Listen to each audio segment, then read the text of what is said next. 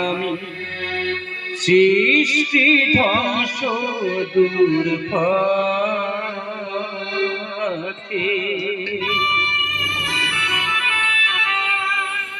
হই যে আমি সারথি সৃষ্টি ধ্বংস দূর পথে হই যে আমি সারথি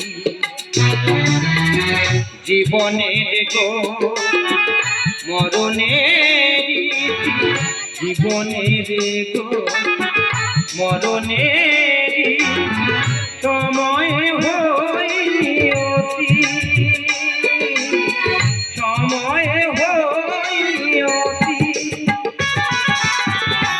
হই যে আমি সারথি হই যে আমি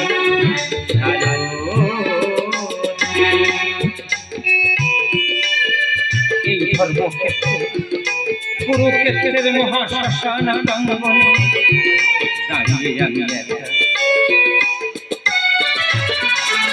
কালের প্রহরী হয়ে দেখেছি যে ধর্মের চিতা শুধু জলে কালের প্রহরী হয়ে দেখেছি যে ধর্মের চিতা শুধু জলে ধর্ম স্থাপন পাপিনী ধর্ম স্থাপন পাপিনী অবতার হই কালে কালে অবতার হই কালে যত প্রশংসা যত বিশ্বাস যত প্রশংসা যত বিশ্বাস রয়ে যাবে সব স্মৃতি হই যে আমি সারথি হই যে আমি সারথি হই যে আমি সারথি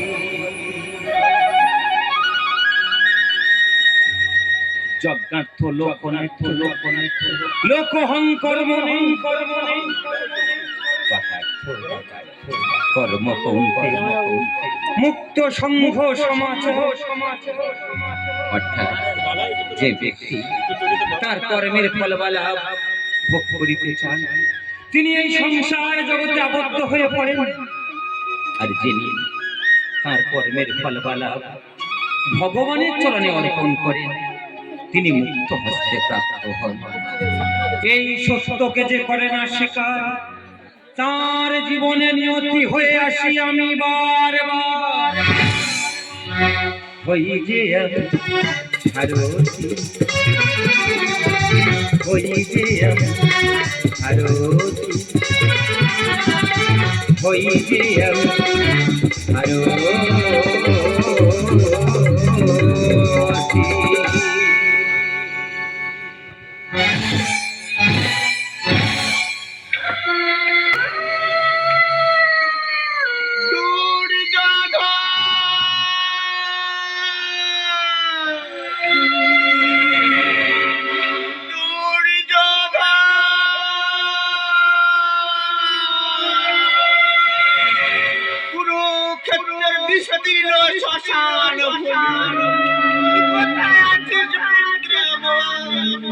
তোর মাতা গান্ধারী কিভাবে করিবে তোর সাহিত্য কি দীর্ঘ সুপুলিয়া সুপুলিরা তার দেহ করিতে ভক্ত সুদীপ্ত নকল দুনিয়া কারে বিলীন করিতে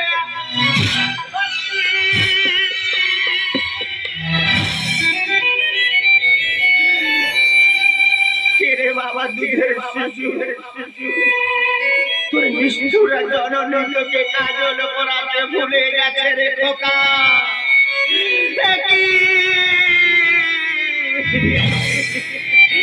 আমার অভিমন্যের ছিন্ন মস্ত কৃষ্ণ ভগিনী সুভদ্রার নয়নের মণি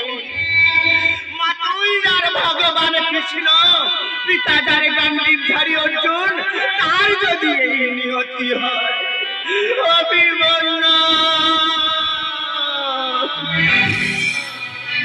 সুখে স্বপ্না হলো দাবানো কেন গো বিধাতা দিলে মধুমাখা মধুমাখা সপনা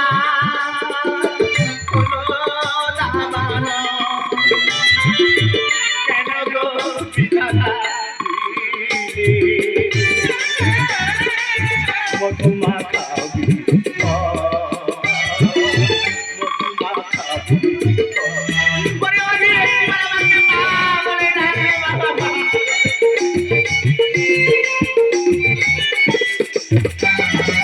কেন মাটি কুসুম হাসে উঠিল ধারা জননী ভাসে কোন শেখা করে ওঠি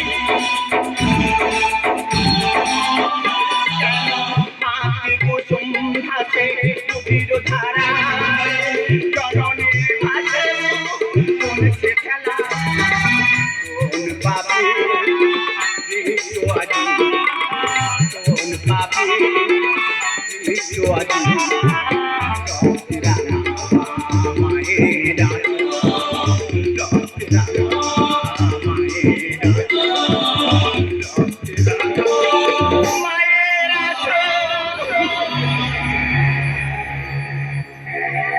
কে তুমি কাঁদিছ মাথা দাঁড়ায় শ্মশানে এই ধর্মক্ষেত্র ইতস্ত ছড়ানো কঙ্কাল কেন ঝরে প্রকুচ্চ উন্মাদিনী সতী তার তরে করিছ ক্রন্দনা চল পাখি বিশ্বজননী মৎস্যজননী যদুপতি চিনিতে পারিলে নাই মায়ের মূরতি কেমনে চিনিব মাতা হস্তিনাপুরের প্রতি ঘরে ঘরে শত শত নারীর প্রাণ করে আঞ্চল হারায় স্বামী 3 বছরের সন্তান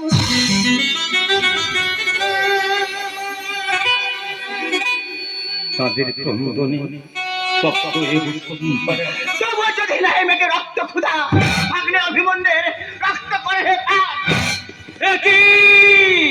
ভাগ্নে অভিমন্যু ছিন্ন তবে কি পাণ্ডবরা সন্তান হলে হইয়া স্বামী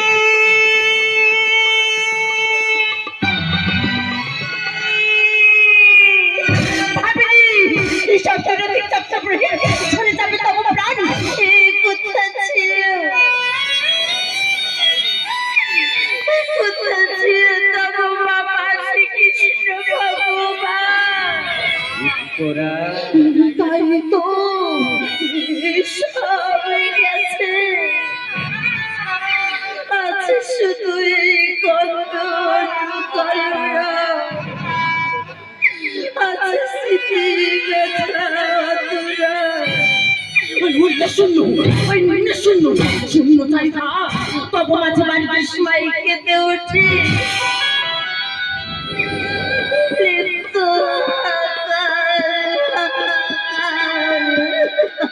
বলো যদুপতি কি কারণে ঠকাইলে এই মহারাজ বীর শূন্য বসুন্ধরা সত্যি ছিল কি প্রয়োজন কোন স্বার্থের তবে সোনামণির মুখে দিলে স্মৃতির ছিল ভেঙে দিয়ে হাতের ছাতা হে মহাকালা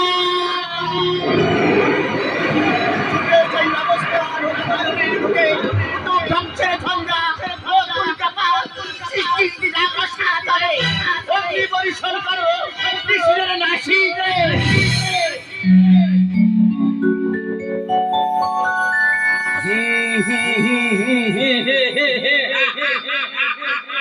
ফিরে যাও তুচ্ছ বিকার হও মহাপ্রলয় ধূমকেতু উল্কাপিণ্ড তথা স্থানে করে হে গমন পৃথিবীর অগ্নিতে মোরাদেশ্বর পালন ও গোমাতা গান্ধারী তোমাতে আমাকে একদিন হইবে দেখা সেই দিন বুঝাইব তুমি কে বা আমি কে প্রতাপ খুঁজে দেখাই বিশ্বর জন্ম আমি, মৃত্যু আমি, সৃষ্টি আমি, প্রলয় আমি।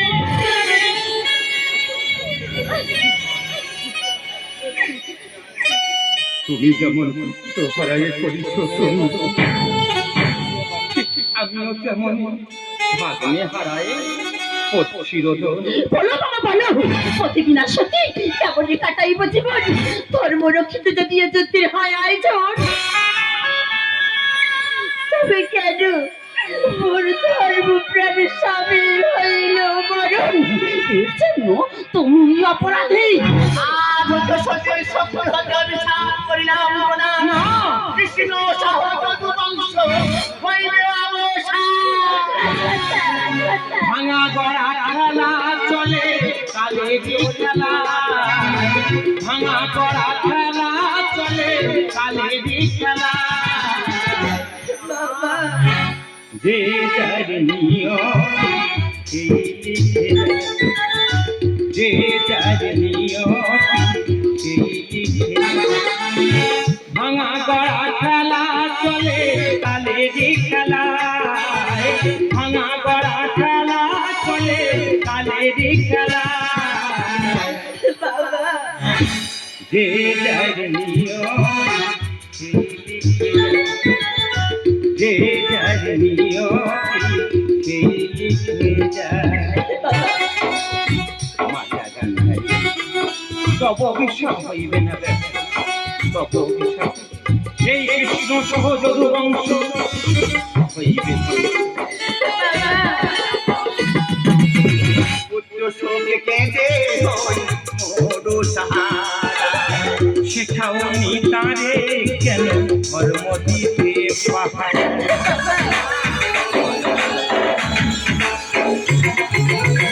পুত্র শোকে কেঁদে হই মোর সাহারা। শেখাও নি তারে কেন ধর্ম দিতে পাহাড়। মামা যার ভগবান কেন তার প্রাণ গেল বেলা? উক্তি উত্তরা বাবা যে যার নিয়ম সেই লিখে যায়, যে যার নিয়ম সেই লিখে যায়। উক্তি উত্তরা তব পুত্র জন্মেঞ্জয় এই হস্তিনাপুরের হইবে রাজন। জন্মেঞ্জয়ের মৃত্যুর পরে হইবে কলির রাবণ। নন্দ স্বামীর লিখে মহাভারত। গান্ধারীর অভিশাপে যদু বংশ।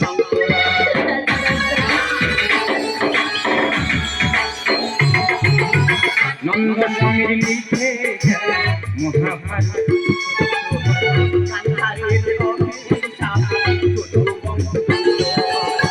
সব শোক যাব ভুলে ধর্মের হোক তব জয়। উক্তি উত্তরা বাবা যে যার নিয়ম সেই লিখে যায়, যে যার নিয়ম সেই লিখে যায়। ভাঙা গড়া খেলা চলে কালেজি খেলা, ভাঙা গড়া খেলা চলে কালেজি খেলা। যে যার নিয়ম সেই লিখে যায়, যে যার নিয়ম সেই লিখে যায়, যে যার